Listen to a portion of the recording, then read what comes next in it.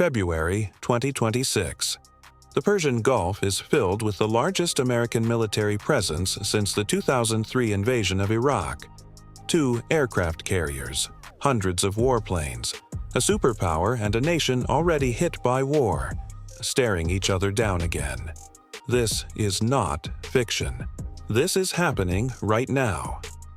To understand today's crisis, you have to go back just 8 months. In June 2025, Israel launched a 12-day air campaign against Iran's military and nuclear infrastructure. On June 22nd, the United States joined in, directly striking 3 of Iran's nuclear sites. Iran fired back, hitting the American airbase at Al Udeid in Qatar. 4 days later, Trump announced a ceasefire. Many assumed the worst was over. They were wrong. In late December 2025, Iran's economy collapsed. The Iranian rial hit a record low, 1.42 million rials to a single US dollar. Food prices skyrocketed. Protests erupted in Tehran's markets and spread to cities across the country. By January 8, 2026, millions of Iranians were in the streets. Supreme Leader Ali Khamenei responded by calling the demonstrators rioters, who must be put in their place. Security forces moved in. Thousands were killed or detained. The world watched. Trump did not stay silent.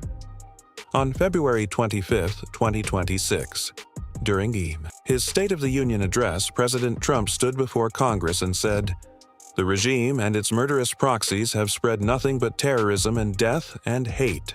He accused Iran of rebuilding its nuclear program after the June strikes. He claimed Tehran was developing missiles capable of reaching the American mainland. Trump also gave Iran a deadline, 10 to 15 days to make a deal, or else. Iran's Foreign Ministry fired back immediately, calling Trump's claims big lies and accusing Washington of being professional liars creating an illusion of truth. But not all of Iran's leadership was in war mode. President Masoud Pezeshkian said a positive outlook was visible in the negotiations. Iran's Parliament Speaker Ghalibaf sent a dual message. Iran was ready to negotiate, but also ready to retaliate if attacked again. He stated, "If you choose the path of diplomacy, one in which Iranian dignity and mutual interests are respected, we will remain at the negotiating table."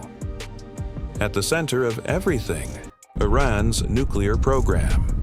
The IAEA reported that Iran had enriched uranium to near weapons-grade levels and held an unprecedented stockpile with no credible civilian explanation.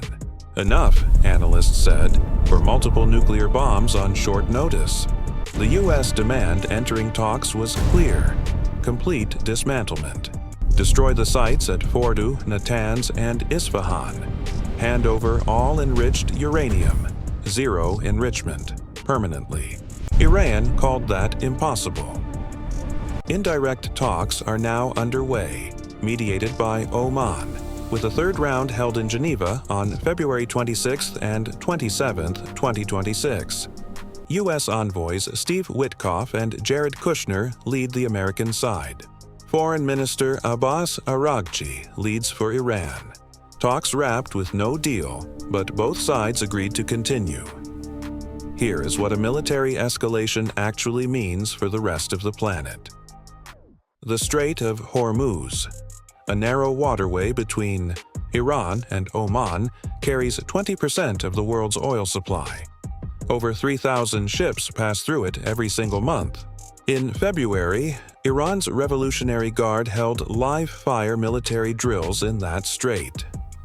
Iran's parliament has already passed a motion authorizing its closure.